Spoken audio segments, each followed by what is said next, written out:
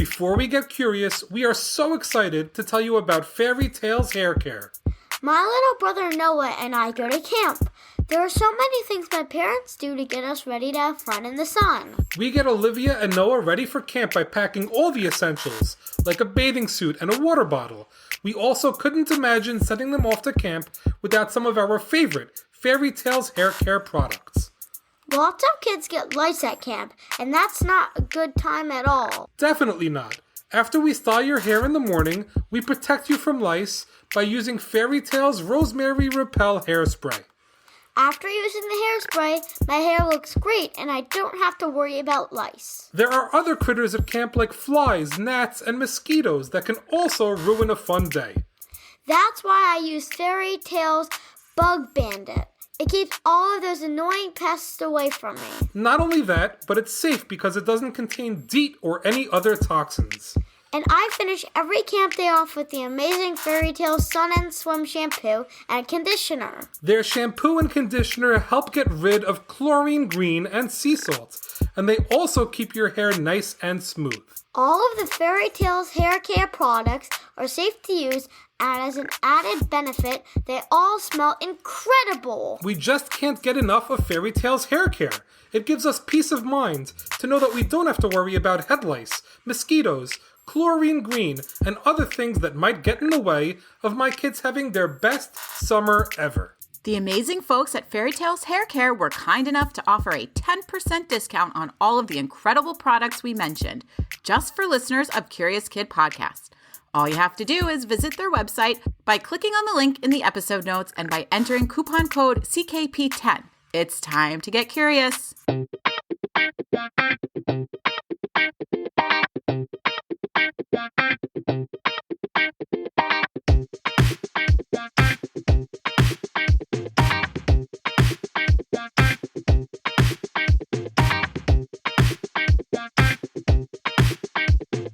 Hello and welcome back to the Curious Kid Podcast. When animals want to communicate with each other, they can do so by making sounds to let other animals know what they're thinking. An animal might growl, for example, if it's angry. Animals can also act in a way that communicates how they feel. For instance, an animal might hide if it's scared.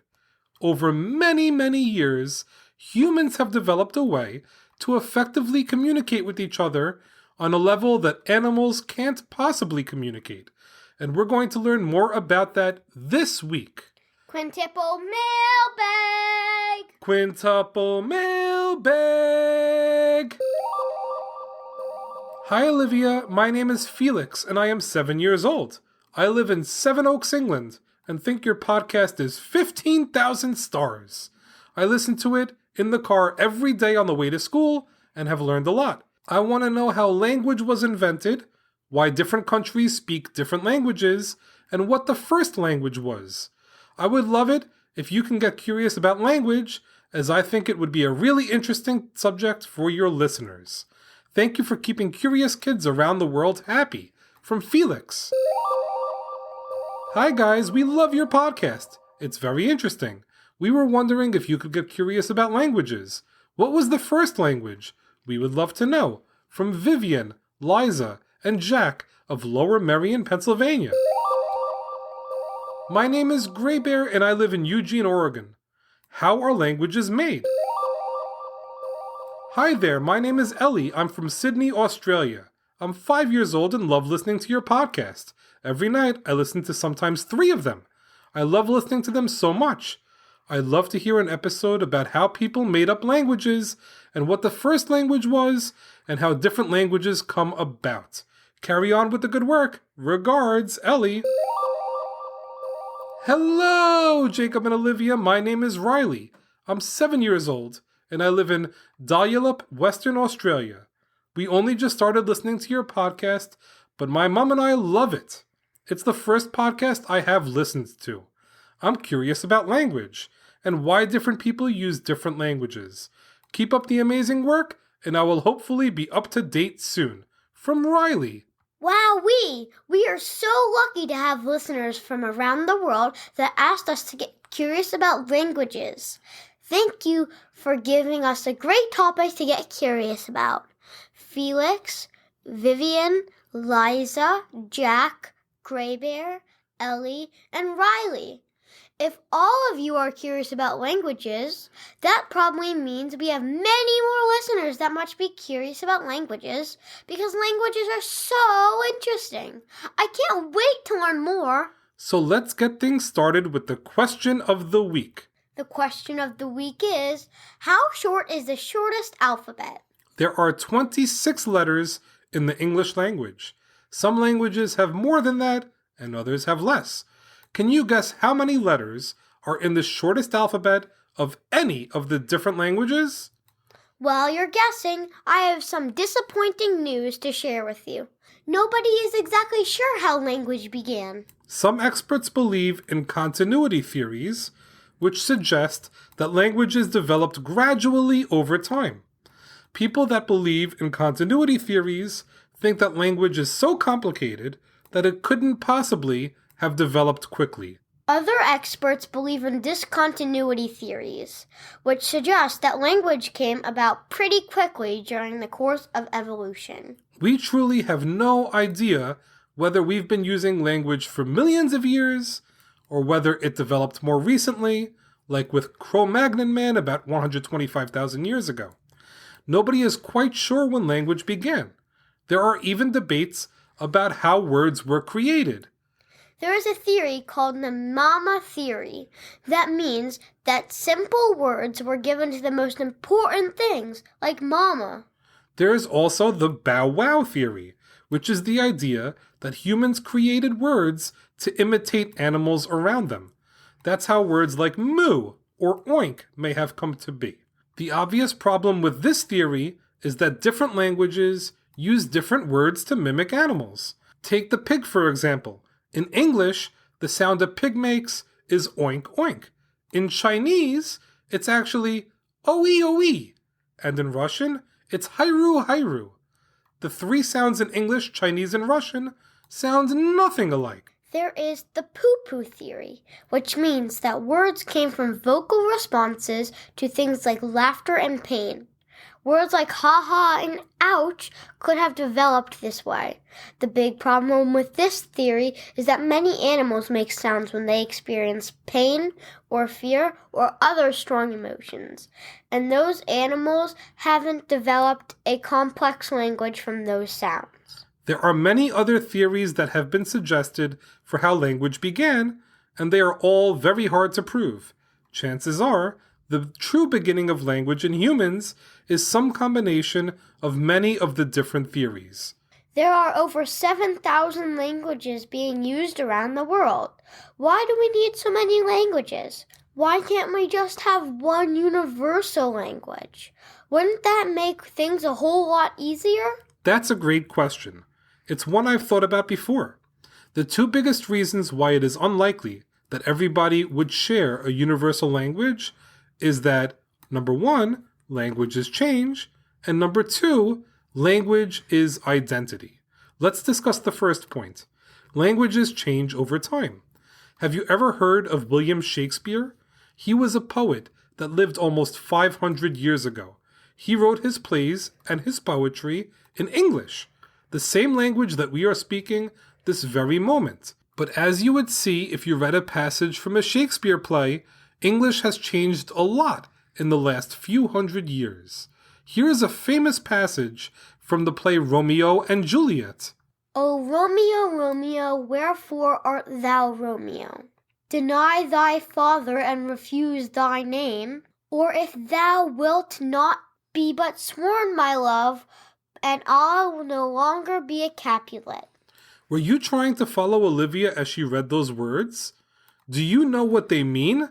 I'm guessing that wherefore art thou Romeo must mean where are you, Romeo? And many people think that when they first read those words. But wherefore actually means why, not where. Juliet is asking why his name is Romeo. She's not looking for Romeo. I see how different English was many years ago. English can also be different depending on where you live. Different places have different dialects. even if they speak the same language. For example, we had listeners from England and Australia suggest this topic. Those listeners also speak English, but they might have different words for things than we do, or they might have a different accent than we have. Our listeners in Oregon might even have a different dialect than we do. That's very true. Depending on where you live, even within the United States, you might have different names to describe different things. There are 24 English dialects in the United States alone. Do you say pop or soda? Do you say drinking fountain or water fountain? Do you say sneakers or tennis shoes? Take the last one, for example. We call them sneakers here in New Jersey, but most of the United States calls the shoes you wear to bike, run, or walk tennis shoes, and not sneakers. So the first reason why everyone using the same language probably won't happen is that even if we tried to do that, languages will still change over time depending on where you live. Just like we just talked about with English, the second reason why it probably won't happen is that language is identity. Our language is so important in making us who we are. What we mean is how in the world would we even decide which language we should use as our universal language? Do you think the whole world would be able to agree on that? Of course, I would say English, and many of you would probably also say English. But there are billions of people in the world that would disagree. And language, like everything else that makes people unique and different, is beautiful just the way it is. That's a beautiful thought, and you're absolutely right. We actually use less languages today than we used to. Just a few hundred years ago, about 10,000 languages existed. Today, the number is down to about 7,000, which is a big drop.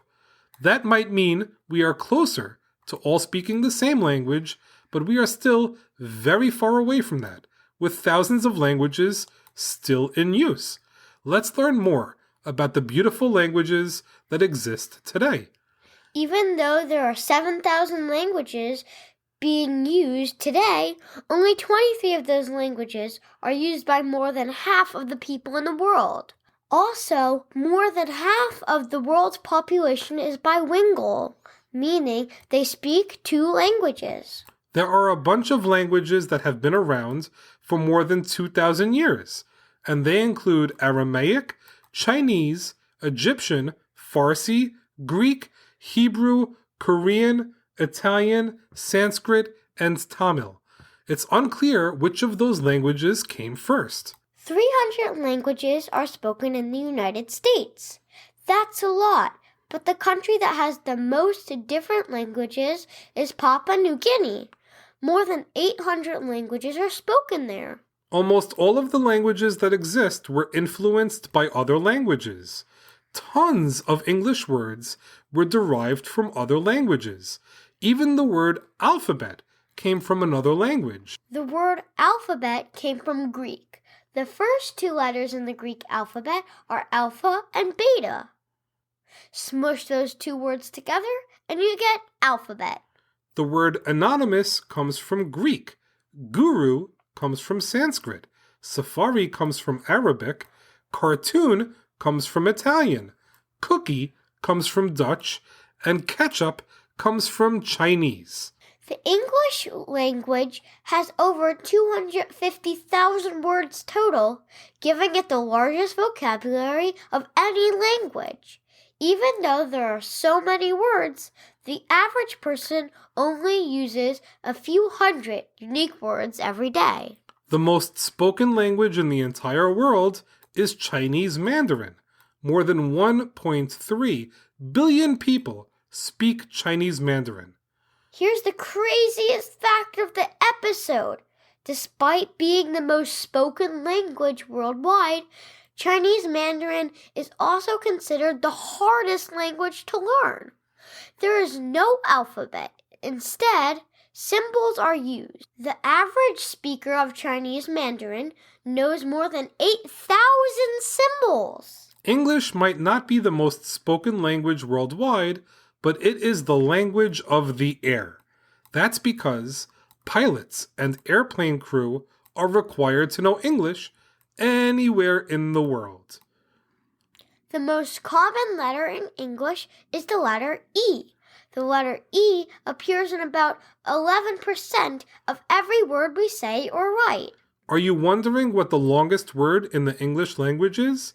It's got 45 letters, and I'm about to say it, or at least try to say it. Here we go. Pneumo ultra microscopic silicovolcanoneosis. It's a type of lung disease. And it's not just a bunch of random letters. Pneumo comes from Greek and means lungs. Ultra means beyond. Microscopic means teeny tiny. Silico is short for silicon, and it refers to the silicate dust that causes the disease. Volcano refers to volcanic dust. Coney also comes from Greek and means dust. Finally, the suffix osis is a common suffix that means medical condition. Speaking of big, the biggest alphabet of any language is Cambodian. The Cambodian alphabet has 74 letters. They must have a long alphabet song. There is another language that's got the smallest alphabet. It's the Papuan language of Rarotongas. How about we answer the question of the week? How many letters are in the alphabet of the language of Rarotongas? Their alphabet has only 11 letters in it. That's incredible! And Rarotongas is spoken by only about 4,320 people in Papua New Guinea. Well, that's a wrap for this week's episode. Thanks so much for listening to this week's podcast, number 196, on languages. Great job, Olivia, and great job, Felix, Vivian, Lyza, Jack, Greybear, Ellie, and Riley for the awesome topic suggestion that's so good it leaves me speechless. Before we go, we have some new Patreon supporters to thank. Thank you, Max, Mila, and Ollie C., and Panina F. A big thanks to Max, Mila, Ali, and Penina for supporting the podcast. It means so much to have your support. We have a big favor to ask a lot of our listeners. Do you listen to Curious Kid Podcast on Spotify? We know a lot of you do because 35% of our plays come from Spotify. Well, if you do listen to us on Spotify, Spotify recently made changes that allow you to rate and review podcasts on Spotify. It would mean so much to us if you took a minute to rate and review the podcast. It really helps new listeners discover the podcast. Olivia and I see every review we get, and they all mean so much to us. Join us next week when we will get curious about grass for listeners in Maryland, Massachusetts, and Wisconsin. As always, thank you so much for listening and getting curious with us. Until next time, au revoir, aloha, lahitraot, namaste.